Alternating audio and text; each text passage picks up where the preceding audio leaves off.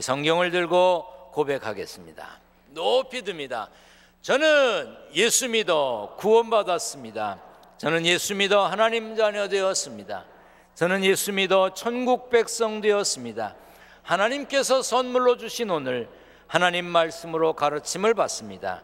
눈을 열어 주의 법안에 있는 놀라운 진리를 보고 깨닫게 하소서.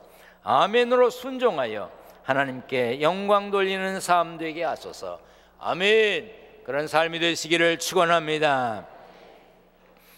데살로니가에서 복음을 전하던 바울과 실라는 그들을 시기하고 박해하는 유대인들을 피해서 데살로니가를 떠나야 했습니다. 그 후 고린도에 머물던 바울은 디모데로부터 데살로니가 교회의 소식을 듣게 됩니다. 세워진 지 오래되지 않았지만 여러 박해를 잘 견디고 있다는 소식과 그런 그들의 모습이 다른 지방 다른 교회에 모범이 되고 있다는 소식이었습니다. 그런 상황에서 바울이 데살로니가 교회를 지도하고 성도들에게 감사하는 마음을 전하기 위해 쓴 글이 데살로니가 전서입니다. 바울은 글을 마무리 짓기 전에 데살로니가 교회를 향한 자신의 바람을 이렇게 적었습니다. 평강의 하나님이 친히 너희를 온전히 거룩하게 하시고 또 너희의 온 영과 혼과 몸이 우리 주 예수 그리스도께서 강림하실 때에 흠없게 보존되기를 원하노라. 예수님 다시 오실 때까지 데살로니가 교회 성도들의 영과 혼과 몸이 흠없게 보존되는 것은 오늘 우리의 기도 제목도 되어야 합니다. 최근 경주를 비롯한 경상남도 일대에 지진이 있었습니다. 현재도 500여 차례의 여진이 계속되고 있고 공포감도 있습니다. 사람들은 지진을 예측할 수 있는 장비를 갖출 수 있습니다. 기술도 갖출 수 있겠죠. 지진이 일어났을 때 피해를 줄이는 방법, 어떻게 몸을 숨겨야 되는지 교육할 수 있습니다. 하지만 누구도 사람은 지진을 막을 수가 없습니다. 얼마 전 태풍으로 인해 많은 피해를 입었습니다. 대피령이 내려졌고 학교에는 휴교령이 내려지기도 했습니다. 많은 집과 차들이 침수 피해를 입었지요. 인간이 세상을 지배하고 사는 것처럼 보이지만 자연 앞에서 꼼짝할 수 없는 게 인간입니다. 그런가 하면 잘못된 신앙과 신념을 가진 사람들이 세계 곳곳에서 일으키는 테러도 우리 생활에 많은 영향을 끼치고 있습니다. 지금 세상은 혼자 조심한다고, 혼자 열심 낸다고 편안과 안전을 지킬 수 있는 때가 아닙니다. 그러므로 우리는 평강의 하나님이 흠없게 우리를 지켜주시도록 기도해야 하는 것입니다. 기도하면 하나님께서 들으시고 채우시고 열어주신다고 하셨습니다. 그러나 그렇다고 해서 기도하는 것으로 그쳐서는 안 됩니다. 건강하게 해달라고 기도만 하면 안 됩니다. 건강한 생활 습관을 가져야 되고, 조금 몸이 이상하면 의사를 찾아가 자신의 몸의 상태가 어떤지 점검해보고 또 치료도 받아야 합니다. 공부를 잘하고 싶다고 기도만 하고 있으면 안 됩니다. 바른 공부 습관을 가져야 되고 엄청난 노력을 해야 합니다. 마찬가지로 영과 혼과 몸을 온전하게 보존하겠다고 기도하고만 있으면 안 됩니다. 영과 혼과 몸이 흠없게 보존될 만한 신앙의 습관을 가져야 합니다. 오늘 본문 앞에서 흠없게 보존되어야 할 성도들의 생활 습관을 알려주고 있습니다. 항상 기뻐하라, 쉬지 말고 기도하라, 범사에 감사하라. 이것이 그리스도 예수 안에서 너희를 향하신 하나님의 뜻이라고 했습니다. 삶이 무너지지 않으려면 항상 기뻐해야 합니다. 쉬지 말고 기도해야 되고 범사에 감사해야 합니다. 항상 기뻐하고 쉬지 말고 기도하는 것, 범사에 감사하는 것 중에 가장 중요한 것 하나를 찾는다면 감사하는 것 하는 거겠죠. 감사의 기도를 드리고 감사하기 때문에 기뻐하고 감사하기 때문에 찬양하는 거 아니겠습니까? 한 사람의 삶을 결정하는 것은 그 사람 삶 속에 있었던 어떤 사실들이 아닙니다. 그 삶을 어떻게 해석하느냐에 따라 그 사람의 삶이 결정됩니다. 누구나 성공을 중요하게 여깁니다. 그러나 성공을 무엇이라고 해석하느냐에 따라 그 삶이 달라집니다. 제가 22년 동안 대학에서 학생들을 가르쳤습니다. 제가 가르쳤던 학생 중에 정말 탁월한 학생을 기억합니다. 정말 탁월합니다.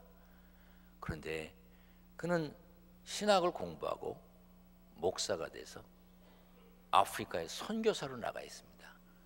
국내에 있었어도 탁월하게 목회했을 사람입니다. 대학의 교수를 해서도 탁월하게 가르쳤을 겁니다.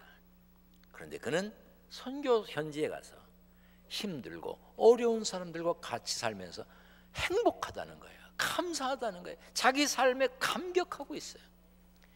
제 눈으로 보기엔 조금은 아깝다는 생각도 들었습니다. 그러나 그는 자신의 삶을 그렇게 사는 것을 행복으로, 성공으로 해석하고 있었습니다. 여러분들은 여러분들의 삶을 어떻게 해석하십니까? 누구나 사랑하는 사람은 있지요. 자기 자신을 사랑하기도 하고 부부간에 사랑하고 부모, 형제, 친구, 애인을 사랑합니다. 그러나 무엇이 사랑이냐고 해석하느냐에 따라, 사랑이 뭐냐고 해석하느냐에 따라 사랑하는 사람에 대한 행동이 달라집니다. 자, 여러분, 할아버지가 수염을 안 깎고 손자에게 수염을 비벼대면 애가 좋아할까요? 아니, 대답해봐요. 애가 좋아할까? 안 좋아하지. 그런데 할아버지는 그게 사랑이라고 하는 거야. 그러니까 애들이 할아버지를 싫어하는 거야. 저를 포함한 남자들이 여자에게 하는 것이 사랑해서 하는 거라고 하는데 여자들은 귀찮다고 그러잖아. 그래서 노래도 있잖아. 남자는 여자를 귀찮게 한다고. 사랑을 무엇이라고 해석하느냐에 따라 그 사람의 행동이 달라지지요. 평안한 삶, 행복한 삶은 조건을 갖추고 있느냐에 따라 정해지는 게 아닙니다. 내 삶을 얼마나 평안하게, 행복하게 해석하느냐에 따라 좌우되는 거예요. 경제적으로 어렵게 살면 불행할까요? 아닙니다. 자신의 삶을 어떻게 해석하느냐에 따라 행불행이 정해지는 거예요. 경제적으로 넉넉하지 않은 나라의 사람이 못 먹어도 어렵게 삶을 살아도 행복하다고 말하고 있습니다. 언젠가 세계 여러 나라의 국민들을 대상으로 행복 조사를 했어요. 해마다 조사할 때마다 그 조사하는 기준, 질문에 따라 답이 달라집니다. 그런데 그때 조사할 때 최고의 행복한 나라로 꼽혔던 나라는 방글라데시였습니다. 방글라데시는 1인당 국민소득이 우리나라의 100분의 1밖에 안 됩니다. 인구 밀도는 세계에서 1등이고 문맹률이 90%에 달합니다. 해마다 국토의 80% 이상이 물에 잠겼다가 빠지는 그런 땅덩어리를 가지고 있습니다. 천연자원도 없고 교육시설이나 의료시설도 열악합니다. 사회는 양극화되어 있고 뇌물과 부정부패가 만연되어 있습니다. 그럼에도 불구하고 그 나라에 사는 사람들이 행복하다고 말했어요. 아파트 평수가 작아서 좋은 음식 먹지 못해서 좋은 옷 입지 못해서 남이 가진 것 없어서 불행하다는 말은 거짓말이에요.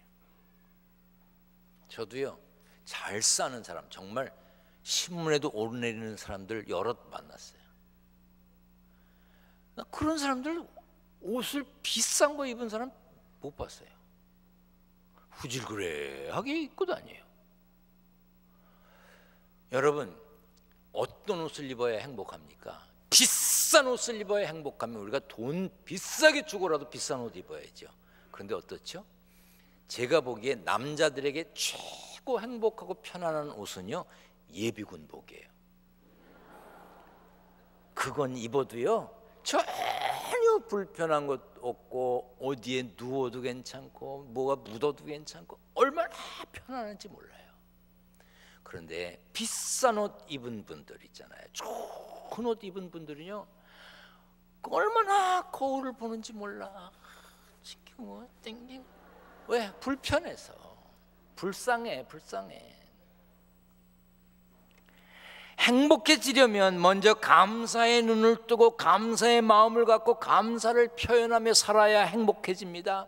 행복해서 감사하는 사람이 되는 것이 아니라 감사하기 때문에 행복한 사람이 되는 거예요. 범죄 심리학자인 소퍼 박사는요, 형무소에 있는 죄수와 수도원에 사는 수도사의 차이를 이렇게 말했습니다.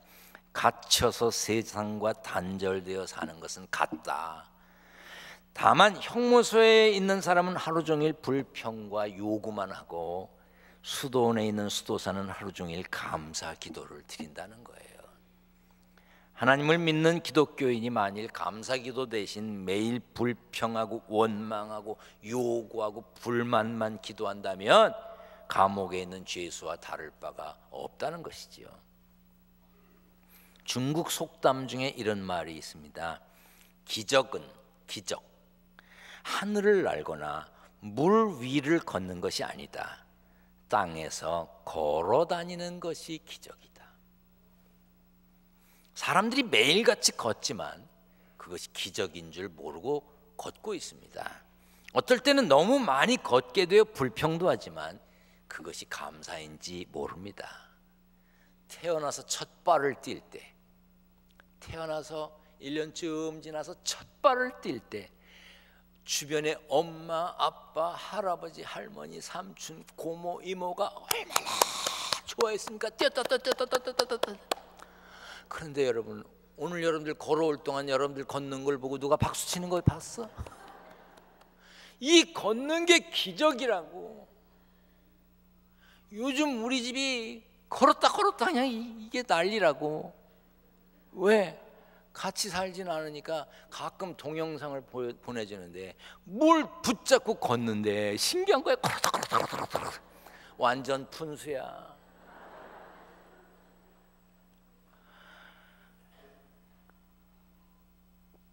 기적인 줄 모르고 걷는 사람들도 기적이죠.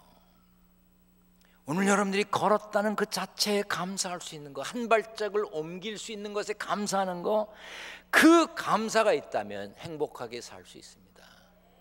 예배 마치고 나갈 때 한 발짝 옮길 때마다 감사합니다 걸어봐요.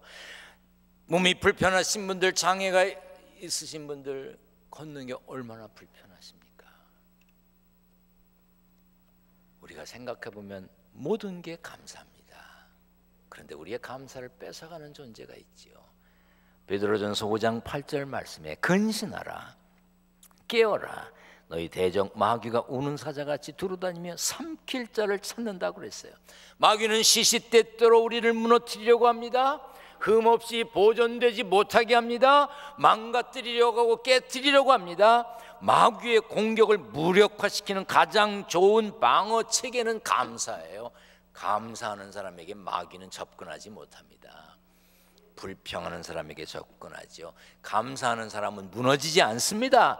감사하는 사람 망가지지 않습니다. 쓰러지지 않습니다. 어떤 경우도 이겨낼 수가 있습니다. 예수 믿어도 삶의 형편과 사정이 특별히 달라지는 게 아닙니다.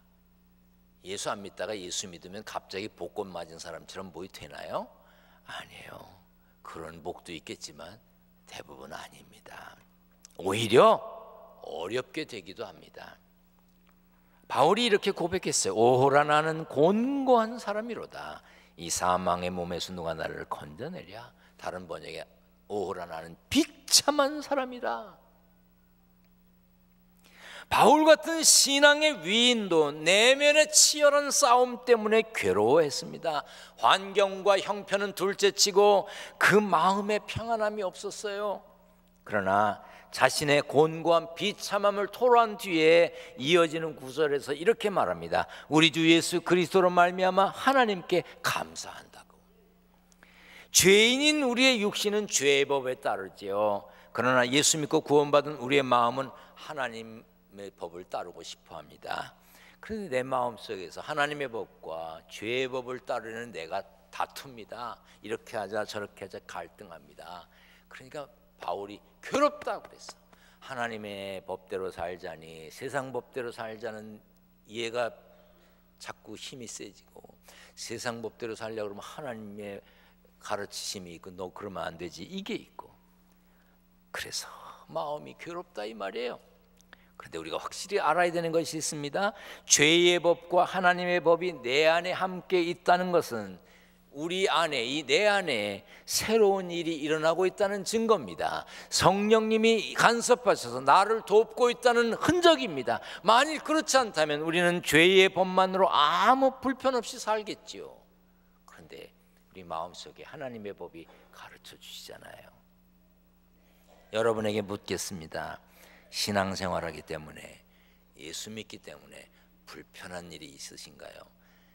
집사기 때문에, 권사기 때문에, 장로기 때문에, 목사기 때문에 불편하신가요? 불편함이 없다면 거짓말입니다.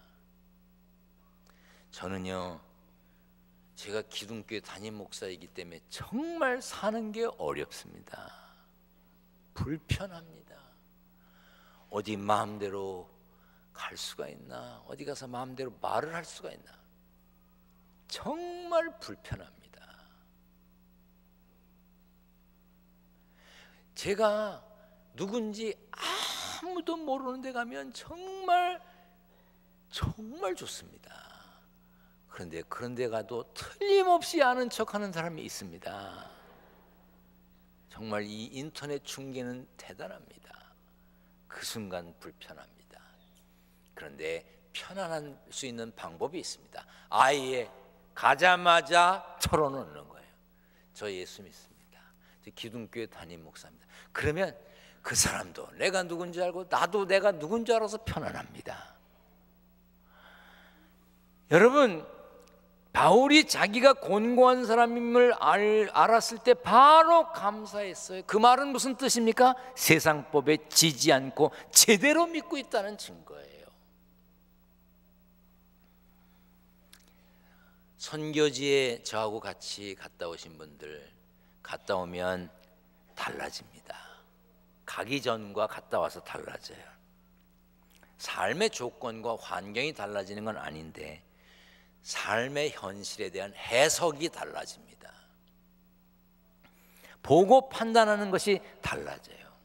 전에는 모르고 살았던 것에 대한 감사가 있습니다. 입는 거, 먹는 거, 덮는 거, 집이 있는 거, 감사한 마음이 들어요. 그래서 달라집니다. 여러분들은 어떤 마음으로 지금 살고 계신지요? 감사한지 원망인지. 미국에 알라바마주가 있는데 거기에 엔터프라이즈라고 하는 동네가 있어요. 우리나라 자동차들 중에는 미국의 도시 이름을 딴 게 많아요. 투싼이라든지 산타페라든지 이런 게 다 미국 그 도시 이름이거든요. 근데 엔터프라이즈도 어느 자동차 회사에서 자동차 이름으로 한 적이 있어요. 이 알라바마주의 엔터프라이즈 그 동네는 원래 목화로다가 유명한 동네였습니다. 목화를 재배해서 사는 동네였었어요. 그런데 어느 해에 1915년이죠. 1915년에 목화바구미라고 하는 이 벌레가 그 엔터프라이즈 그 동네를 휩쓸었어요. 모든 목화를 갉아먹었습니다. 목화가 다 죽었어요. 사람들이 탄식합니다. 이제 우린 죽었다. 목화를 재배해서 먹고 사는 우리가 이제 어떻게 사냐? 다 망한 줄 알았습니다. 그런데 어떤 사람이 거기에 목화밭에 땅콩을 심었습니다. 그런데 땅콩이 목화보다 더 잘 되는 거예요. 그래가지고 땅콩 농사로 지금은 그 엔터프라이즈가 땅콩 농사로 유명해졌습니다. 그래서 그 동네에 가면 법원 앞에 그 목화를 갉아먹던 목화 바구미 벌레 동상을 세웠어요. 우리 동네에 목화를 다 갉아먹은 것에 대해서 감사하다. 그 동상에 기념비에 이런 글이 써 있다고 그래요.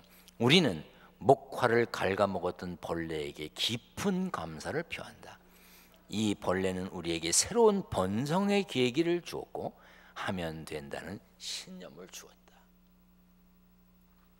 하나님은 우리를 사랑하십니다. 아멘. 그러므로 하나님은 우리가 사망의 음침한 골짜기로 지날지라도 회복할 수 있고 설 수 있도록 푸른 풀밭과 잔잔한 물가를 준비해 주시는 걸 믿으시길 바랍니다. 지금 눈앞에 있는 어려움 때문에 낙심하지 마세요. 인생이라는 긴 안목을 가지고 보면 지금의 어려움도 훗날에 감사의 제목으로 바뀌게 될 것입니다. 힘내세요. 물론 어렵습니다. 한진해운 사태, 삼성 전화기 사태, 현대자동차 문제, 사드 배치 문제 때문에 그러는지 중국에서 관광객을 줄인다 그러고 한국과 거래하는 무역이 상당히 어려워져서 사업하시는 분들이 어려워졌습니다. 게다가 북쪽에서는 심심하면 한 번씩 미사일을 쏴댑니다. 여러분, 그것이 뭐 뻥 하고 한 번 쏘면 사람들 방귀 뀌듯이 그냥 뭐 이렇게 모른 척하고 지나가면 되는 게 아니에요. 수백억 원씩 드는 돈이에요. 수십억, 수천억이 드는 거예요. 한 번 빵 쏘면 먹을 게 없는 그 사람들이 미사일을 쏘면서 위협합니다. 게다가 대통령을 비롯한 주변 사람들 때문에 상당히 어렵습니다. 우리 교회도 순실이라는 이름을 가진 분이 계신데 상당히 어려움을 당하고 있습니다. 여러분, 모이면 그런 얘기하지 마세요. 뭐로 그런 얘기를 해? 그냥 그건 정치하는 사람들끼리 싸우라고 두고, 여러분 모이면 그 애매한 우리 순실이 권사님 얘기하지 말고 기도하세요. 기도하세요. 아멘. 사람들 모여서 그 얘기하거든. 나라를 위해서 하나님 붙들어 달라고 기도하자고 권하세요. 지금 힘들고 어려워도 훗날 웃고 얘기할 날이 올 줄로 믿습니다. 한 신문에 실린 글을 같이 읽겠는데요, 워낙 길어서 끝까지는 못 읽을 것 같아요. 중간까지만 읽겠습니다. 우리 다 같이 한번 읽어보겠습니다. 시작. 매일 아침 자명종이 울릴 때마다 이불을 움켜쥐고 일어나기 싫어서 투덜댑니다. 하지만 감사합니다. 들을 수 있는 귀를 주셔서. 아침 햇살이 비춰와도 눈을 꼭 감고 모른 척합니다. 그래도 감사합니다. 볼 수 있는 눈을 주셔서요. 이불 속으로 자꾸 기어들어가면서 조금이라도 늦게 일어나려고 애를 씁니다. 하지만 감사합니다. 병에 걸리거나 몸이 약해 누워 있어야만 하는 사람도 많은데 일어날 수 있는 힘을 주셔서요. 여기까지만 읽겠습니다. 생각해 보면 다 감사합니다. 불행을 덮어두기 위해 억지로 감사하자는 얘기가 아닙니다. 어려움을 외면하고 무조건 긍정적으로 살자는 것도 아니에요. 하나님은 감사의 눈으로 인생을 해석하는 사람에게 흠없이 보존되는 복을 주십니다. 감사하면 감사할 조건을 주시는 거예요. 어떤 마음으로, 어떤 눈으로 여러분 자신과 여러분 자신의 삶을 해석하느냐에 따라 달라지는 겁니다. 다음 주일이 추수감사주일입니다. 한 해를 돌이키면서 감사하는 거예요. 감사는 무슨 감사, 내 1년 생각하면 고생밖에 안 했다. 그 사람 눈으로 보면 그 1년은 한심한 1년이에요. 그러나 해석을 다시 해보세요. 걸을 수 있었던 것만도 감사한 거예요. 보물이 있는 곳에 마음이 있다고 그랬어요. 여러분들의 마음을 하나님께 표현하세요. 불평하고 한탄하며 드렸던 기도를 감사의 기쁨의 기도로 바꿔보세요. 바울은 데살로니가 교회 성도들에게 이렇게 말했습니다. 너희를 부르시는 이는 미쁘시니 그가 또한 이루시리라. 험한 일 많은 세상에서 흠없이 보존되는 거 우리가 할 수 없습니다. 하나님이 해주셔야 합니다. 감사의 계절에 자신의 삶을 다시 들여다보고 다시 해석하고 하나님 안에서 흠없이 보존되는 복된 삶의 주인공이 되시기를 축원합니다. 축원합니다.